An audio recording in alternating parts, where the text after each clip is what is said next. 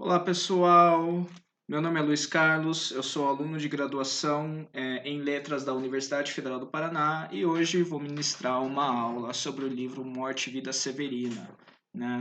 Um livro que está pautado na lista do vestibular deste ano. Bom, começar falando um pouco sobre o próprio autor, né? João Cabral de Melo Neto, ele nasceu em 1920 em Pernambuco e ele faleceu em 1999 no Rio de Janeiro. Trabalhou a vida toda como diplomata e também como poeta. E geralmente o João Cabral é lembrado como um poeta pertencente à terceira geração modernista, né? Ou assim chamada geração de 45. E sua obra é marcada pelo forte rigor estético, né, que ela possui. Uma marca que, inclusive, é associada à própria geração de 45, né? Entre as suas principais obras, né, algumas delas, pelo menos, estão O Cão Sem Plumas, de 1950, o próprio Morte e Vida Severina, de 55, Uma Faca Só Lâmina, também de 55, A Educação pela Pedra, de 65, Museu de Tudo, de 75 e Tecendo o Amanhã, de 99, última obra do poeta. Bom, para pensar Morte e Vida Severina, é interessante partir do contexto de produção dessa obra, porque ela como que encerra uma trilogia na carreira do autor, que começa com O Cão Sem Plumas, em 1950, passa pelo Rio, em 53, e fecha, né, então, com Morte e Vida Severina, em 1955. E o que liga essas três obras é o tratamento poético do rio Capibaribe, né? Nessas três obras, o rio Capibaribe ele cumpre uma função poética, né? De diferentes formas e interliga esses textos, né? Esse também é o período que a gente tem a consolidação da linguagem cabralina, né? Ou seja, as principais características do que distingue a poética de João Cabral de Melo Neto são aqui efetivamente consolidadas, né? Ou seja, o rigor estético muito forte e também uma dimensão bastante sensível, né? Da visualidade na sua poesia, né? Como diz aqui Tavares, Cabral enxerga as formas das forças que moldam a aparência e os movimentos dos seres animados e inanimados. Seu modo de percepção é o que esperaríamos talvez de um coreógrafo, de um cineasta, de um arquiteto, de um desenhista, não de um poeta radicalmente verbal, para quem flor é a palavra flor e que define a poesia como a exploração da materialidade das palavras e da possibilidade de organização de estruturas verbais, né? Ou seja, a gente tem na obra de Cabral uma aliança entre a, a materialidade das palavras e das estruturas e, e a construção, né, de uma dimensão de visualidade que aqui Tavares compara ao coreógrafo, ao cineasta, ao arquiteto, ao desenhista. Bom, falando agora um pouco mais sobre o livro em si, o enredo de Morte e Vida Severina, ele é um tanto quanto simples, né? No sentido que a gente não tem uma complexidade de acontecimentos, né? Então, o que a gente tem, assim, é que, em termos gerais, a obra, ela narra o percurso de Severino, né? Que é um retirante advindo do sertão brasileiro até a capital de Pernambuco, Recife. Severino, que se descreve como um entre muitos, segue o fluxo do rio Capibaribe, o qual em certos pontos corta-se, isto é, seca, né? Capibaribe em alguns pontos é um rio perene.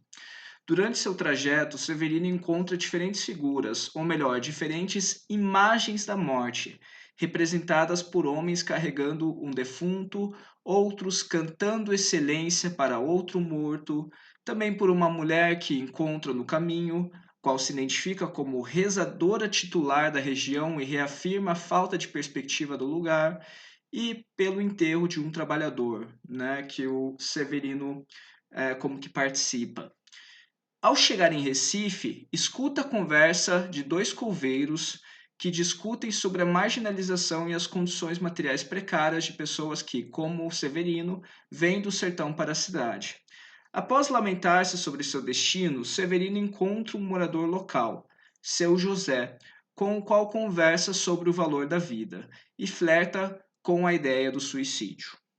Nesse momento, nasce o filho de José, recebido pelas figuras locais como um sinal de milagre, né? Um sinal, se não um sinal de milagre, pelo menos um sinal de esperança, né? Duas ciganas revelam o destino do menino, que deverá se tornar pescador no mangue ou operário. Por fim, José responde às perguntas de Severino sobre o valor da vida, afirmando sua presença e explosão, mesmo quando Severino, ou seja, reafirmando a presença e explosão da vida, mesmo quando esta vida é severina. Bom, então, como vocês podem ver, o enredo do texto, né, ele é um tanto linear, não é um enredo de muitas reviravoltas, digamos assim. E o poema, né, ele se estrutura da seguinte forma, né, ele é um poema dramático, ou seja, ele é um poema que tem vistas à encenação cênica, né, e está dividido em 18 jornadas, né, que a gente poderia pensar cada uma dessas jornadas como atos mesmo, né. Em geral, esse texto ele pode ser dividido em duas partes, né, em que a gente tem uma primeira parte que é a apresentação do Severino, né, ou seja, quando ele se apresenta ao leitor e narra, né, então, né, em alguns momentos o próprio Severino narra, em outros momentos a gente tem diálogos do Severino com outras figuras que vão aparecendo, e assim a gente tem a narração da sua jornada até o Recife, né? Essa seria a primeira parte da obra. A segunda parte, então, é a chegada em Recife, né? A sua estadia ali e o Alto de Natal, efetivamente, né? Se vocês lembrarem, Morte e Vida Severina tem um subtítulo, né? Que, que é, eu coloquei aqui no primeiro slide, Alto de Natal Pernambucano, né? Então, a gente está lidando aqui com um Alto de Natal. Bom, o livro ele é bastante marcado pela forma como faz utilização de recursos advindos da tradição oral, né? Em termos poéticos, a gente poderia dizer que, em geral, né, os versos da obra são em torno de redondilhas maiores e menores com rimas emparelhadas, que significa que são rimas nos versos pares, né? Como diz Tavares aqui, Morte e Vida Severina, aproveitando inclusive a destinação teatral que lhe deu origem, utiliza uma enorme variedade de formatos tradicionais. A narrativa e redondilha maior, as ladainhas, as incelências, as sextilhas em perguntas e respostas, característica da literatura de cordel, e outros modelos de origem ibérica. Bom, mas o que é um alto de Natal, né? Um alto de Natal ele pode ser definido como uma representação cênica do nascimento de Jesus ou uma narrativa centrada em um nascimento que simboliza o nascimento cristão e representa esperança, né? Do ponto de vista teatral, um alto de Natal ele é caracterizado por possuir uma narrativa, personagens e música, né? Ah, é uma é um tipo de representação cênica que vem do alto como subgênero da literatura dramática, né? Ou seja, o que são altos? Como a gente vê, por exemplo, o Alto da Compadecida, né? Autos são peças curtas escritas em redondilhas, né? Que possuem uma origem ibérica e medieval, e como subgênero, né? Ou seja, como um subgênero da literatura dramática, pode possuir caráter satírico e mesclar o sagrado e o profano, né? Um auto de Natal, então, ele vai mesclar o teatro litúrgico medieval, né, com essas características do alto, ou seja, vai ser um subgênero que está entre o religioso e o popular, né? O religioso advém justamente desse teatro litúrgico já tradicionalmente estabelecido na Europa medieval, e o popular dessas características advindas do alto, né? Como essa peça de caráter mais popular. Bom, pensando agora mais assim de perto o texto, vamos olhar aqui alguns trechos, né, que ilustram o que eu tentei mostrar até aqui. Então, na primeira parte, a gente vai ter essa apresentação do Severino, né, em que ele como que ele se apresenta, mas ao mesmo tempo que ele se apresenta, ele realça o seu próprio anonimato, né? Porque ele diz assim: o meu nome é Severino, não tem outro de pia, como há muitos Severinos, que é santo de Romaria, deram então de me chamar Severino de Maria. Como há muitos Severinos em mães chamadas Maria, fiquei sendo o de Maria do finado Zacarias. E se somos todos severinos, iguais em tudo na vida, morremos de morte igual, mesmo a morte severina, que é a morte de que se morre de velhice antes dos 30, de emboscada antes dos 20, de fome um pouco por dia, de fraqueza e de doença, é que a morte severina ataca em qualquer idade até a gente não nascida. Né? Então, como a gente pode ver, né, há muitos severinos, e não só muitos severinos, como todos eles têm mortes iguais. Né? Nessa primeira parte, a gente vai encontrar também diversas representações da falta. Né? Então, nesse trecho aqui, em que o Severino ele está seguindo o Capibaribe em direção ao Recife, e de repente o rio corta, né? O rio seca. Ele passa ali por uma parte do rio que é perene, né? Então ele diz, né? Pensei que seguindo o rio eu jamais me perderia, ele é o caminho mais certo de todos, o melhor guia. Mas como segui-lo agora, que interrompeu a descida, vejo que o Capibaribe, como os rios lá de cima, é tão pobre que nem sempre pode cumprir sua sina, e no verão também corta com pernas que não caminham. Né? Então é interessante essa aproximação do rio à pobreza, né, que é característica da região, e também essa, esse olhar para o rio como, como um ser vivo que tem pernas, né? É tão pobre que nem sempre pode cumprir sua sina, e no verão também corta com pernas que não caminham, né? Ou seja, essa total como que identificação, né, entre o ambiente, as pessoas do ambiente, o próprio Severino e aquele rio, né? Em um outro momento, Severino ele encontra uma senhora no trajeto e pergunta para ela, né, se ele conseguiria trabalho naquele lugar. E essa parte é interessante porque a senhora vai perguntando para o Severino o que ele pode fazer, então, né, para saber se ele conseguiria trabalho ali. E ele vai listando uma série de habilidades que ele possui, e a todas as habilidades que ele cita, ela simplesmente diz que ali já não há mais necessidade daquilo, né? Então a gente vê, né? Muito bom dia, senhora, que nessa janela está. Sabe dizer se é possível algum trabalho encontrar? Trabalho aqui nunca falta, a quem sabe trabalhar. O que fazia o compadre na sua terra de lá? Pois fui sempre lavrador, lavrador de terra má, que não há espécie de terra que eu não saiba cultivar. Isso aqui de nada adianta, pouco existe o que lavrar, mas diga-me, retirante, o que mais fazer por lá. E assim continua, né? O Severino ele vai dizendo o que ele fazia, o que ele consegue fazer, e ela vai dando essa mesma resposta, né? De que nada adianta, né?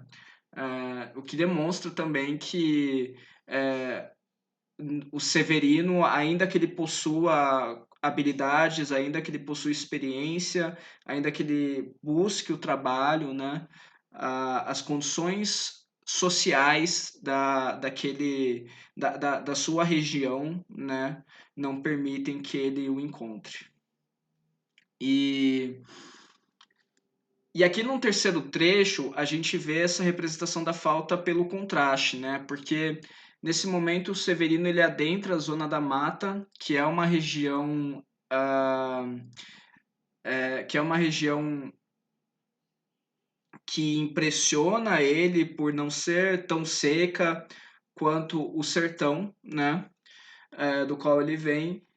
E ele, ao observar aquela abundância, ele também percebe, né, ele também discursa a respeito da sua condição e do seu lugar, né? Por onde andará a gente que tantas canas cultiva, feriando que nesta terra tão fácil, tão doce e rica, não é preciso trabalhar todas as horas do dia, os dias todos do mês, os meses todos da vida. De certo a gente aqui jamais envelhece aos 30, nem sabe da morte em vida, vida em morte severina. E aquele cemitério ali, branco na verde colina, de certo pouco funciona e poucas covas aninha, né? Então, o que ele encontra na zona da mata faz, né, pelo contraste, faz ele pensar nas gentes, né, do lugar da onde ele vem. Por fim, nessa primeira parte, né, na verdade isso aqui é uma coisa que vai aparecer no livro todo, mas eu achei por bom colocar aqui que durante o trajeto do Severino ele vai ter vários encontros com a morte, né? Ou seja, ele vai encontrar, por exemplo, pessoas carregando defuntos, pessoas em enterros, né? Participando de velórios e, enfim, isso aparece de forma mais figurada, esses encontros com a morte também, quando ele, por exemplo, de certa maneira, a própria seca do Capibaribe, né, não deixa de se representar um encontro com a morte, né, mas aqui eu coloquei 3 trechos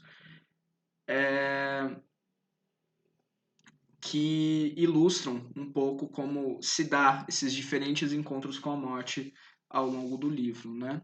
Então aqui quando ele encontra, por exemplo, são homens, né, carregando um defunto, já no começo, logo no começo, né, da sua narrativa, ele pergunta, né? A quem estáis carregando, irmão das almas, embrulhado nessa rede, dizei que eu saiba. A um defunto de nada, irmão das almas, que há muitas horas viaja à sua morada. E sabeis quem era ele, irmão das almas, sabeis como se chamava? Severino Lavrador, irmão das almas, Severino Lavrador, mas já não lavra, né? Então ele encontra esses homens carregando um defunto numa rede e ele pergunta como esse defunto se chama e esse defunto se chama Severino Lavrador, né? Que justamente é um outro Severino assim como ele, né? Um outro Severino Lavrador assim como ele, né? Há um recurso de espelhamento aqui muito forte, né?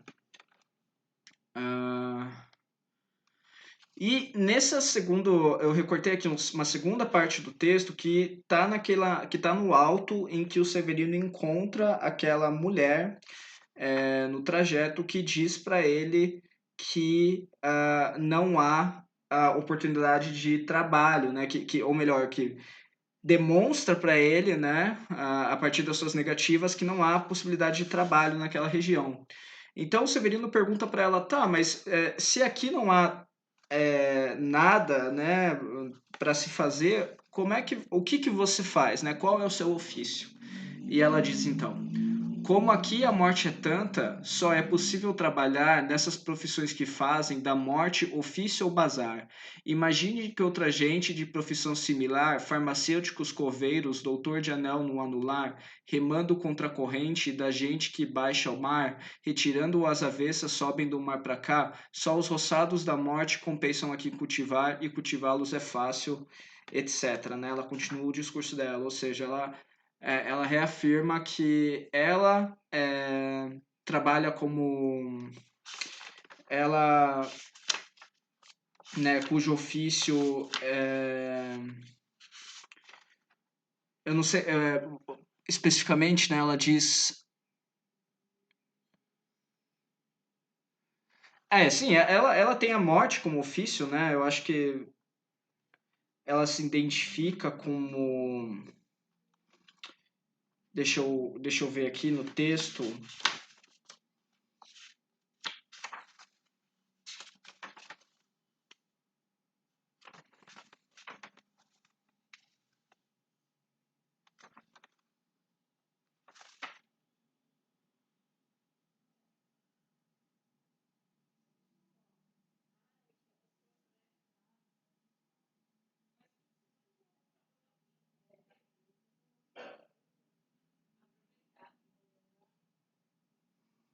Assim, ela se identifica como rezadora titular, né? Então essa é o trabalho dela naquela região, né?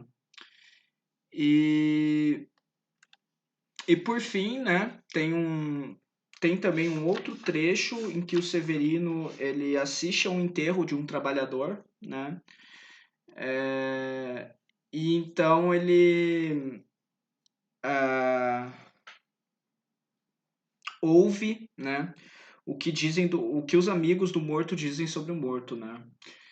Então, o que ele ouve é: aí ficarias para sempre, livre do sol e da chuva, criando tuas saúvas. Agora trabalharás só para ti, não ameias como antes em terra alheia. Trabalharás uma terra da qual, além do Senhor, será homens de eito e trator. Trabalhando nessa terra, tu sozinho tudo empreita, será sempre adubo e colheita. Né? Então, a oportunidade quando esse homem, né, o único momento em que ele tem uma terra só para ele, né, para ele cultivar uma terra dele, a terra em que ele será a terra em que ele será senhor, digamos assim, essa terra é o seu próprio a sua própria cova, né, em que ele é semente, adubo e colheita. Bom, entrando então na segunda parte do livro, né, a gente tem o momento em que o Severino chega em Recife e passa a ouvir a conversa de dois coveiros, né, que estão falando sobre os cemitérios e sobre a distribuição dos dos cemitérios e quem vai para qual cemitério, etc., né? E ele escuta o seguinte, né? Deixa o subúrbio dos indigentes, onde se enterra toda essa gente que o rio afoga na preamar e sufoca na baixa-mar. É a gente sem instinto, gente de braços devolutos, são os que jamais usam luto e se enterram sem salvo-conduto. É a gente dos enterros gratuitos e dos defuntos interruptos, é a gente retirante que vem lá do sertão de longe, desenrolam todo o barbante e chegam aqui na jante. E então e que então, ao chegar, não tem mais o que esperar, não podem continuar, pois tem pela frente o mar. Não, não tem onde trabalhar e muito menos onde morar, e da madeira em que está, não vão ter onde se enterrar. Eu também antigamente fui do subúrbio dos indigentes e uma coisa notei, que jamais entenderei essa gente do sertão que desce para o litoral sem razão, fica vivendo no meio da lama, comendo o ciris que apanha, pois bem, quando sua morte chega, temos de enterrá-los em terra seca, né? Então aqui esses coveiros estão falando sobre o cemitério dos indigentes, né? Que são os tais dos indigentes, então são pessoas que, como Severino, né, vêm do sertão tentar a vida em Recife, né? Então, o Severino, ao chegar em Recife, ele escuta esse discurso, que é um discurso que atesta para Severino de que na cidade a sua precariedade ela não terá fim, né? Ah, então é um discurso bastante forte, né?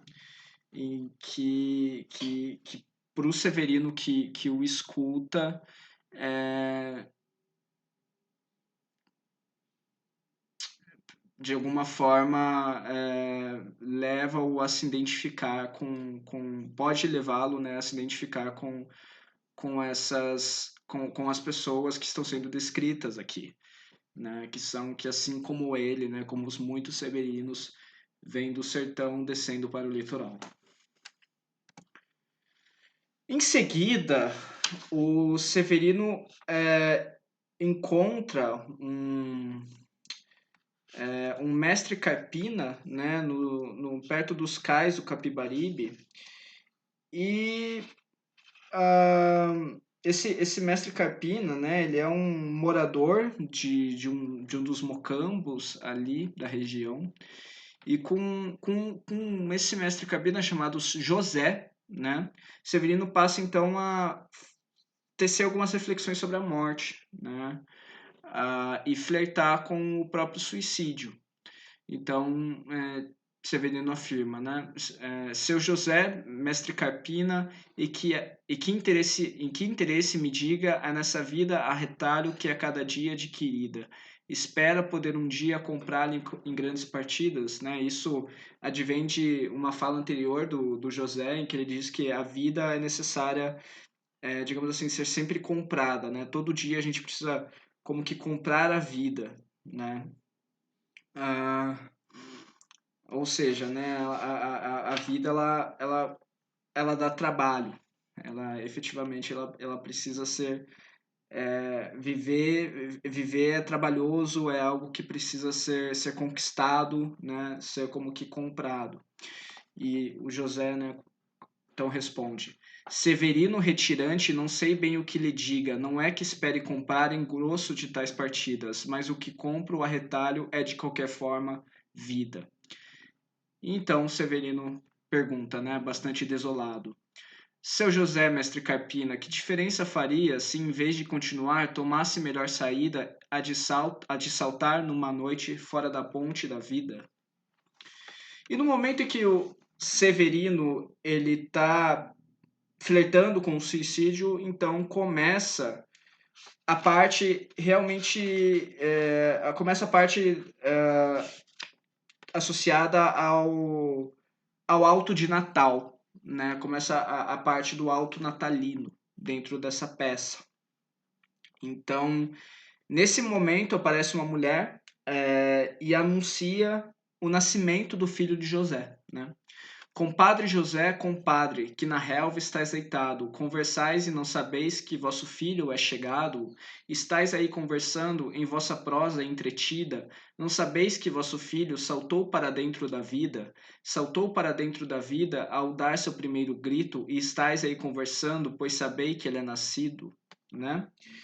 Ah, disso, então, chegam pessoas à casa né, a casa de José, são vizinhos, amigos, e passam então a entoar um hino de louvor ao menino, né? Todo o céu e a terra lhe cantem louvor, foi por ele que a maré esta noite não baixou.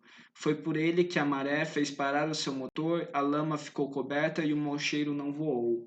E a alfazema do sargaço, asta desinfetante, veio varrer nossas ruas enviada do mar distante. Né? Então, fenômenos da natureza aconteceram em função do nascimento do filho de José, né? E esses fenômenos eles são como que interpretados positivamente pelas pessoas da comunidade, né? Então são símbolos de esperança, né? E então vão chegando as pessoas, né, trazendo presentes ao recém-nascido, né, tal como efetivamente acontece no nascimento de Jesus, né? e nas suas respectivas reproduções, interpretações, né? Ah, então, aparecem essas pessoas repetindo esse discurso, né, que começa com minha pobreza tal é que não trago presente grande. Trago para a mão caranguejos pescados por esses mangues, mamando leite de mama conversará nosso sangue.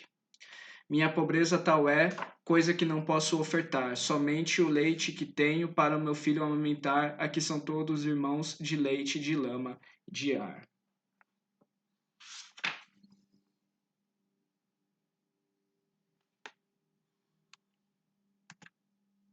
Bom, algumas conclusões que a gente pode tirar então da leitura de Morte e Vida Severina é que o livro ele retrata, né, ele busca retratar a pobreza a partir da sua dimensão social mesmo, né?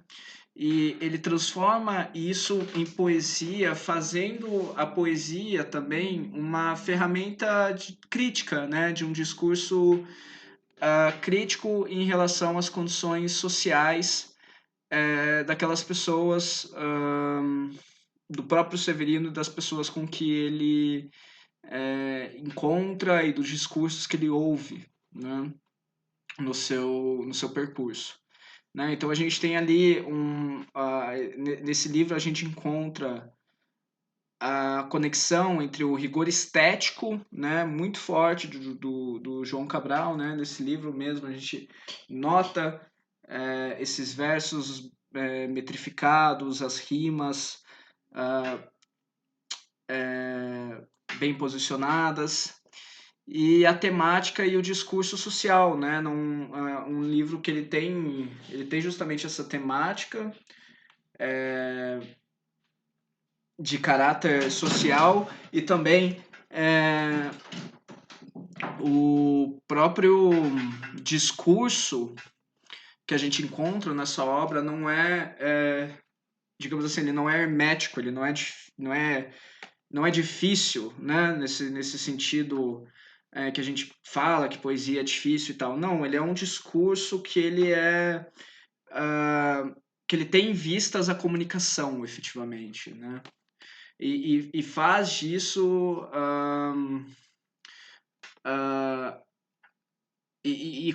realiza isso a partir do reaproveitamento de formas poéticas populares, né? Como são a poesia de cordel, por exemplo, e essas formas teatrais ibéricas, né? A gente tem também a subversão da tradição do Alto de Natal, na medida em que